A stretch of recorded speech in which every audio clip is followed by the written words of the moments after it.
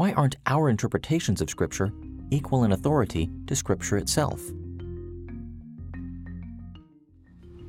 Our interpretations of Scripture are accountable to the authority of Scripture in a way that Scripture is not accountable to the authority of our interpretation. Now, we want to be careful how we understand that. We don't want to indicate that we cannot understand Scripture accurately.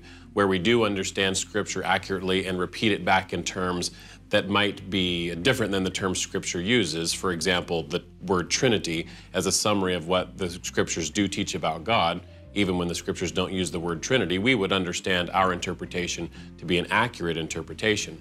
But we always have to allow our interpretation to be accountable to the Scriptures themselves. It is possible to misinterpret.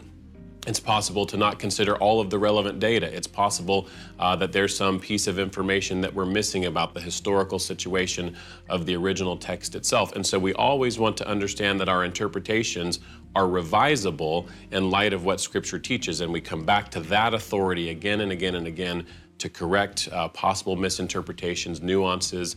And in this, the teaching of church history is very helpful because it points out ways in which people throughout the history of the church have both gotten major doctrinal issues right and major doctrinal issues wrong.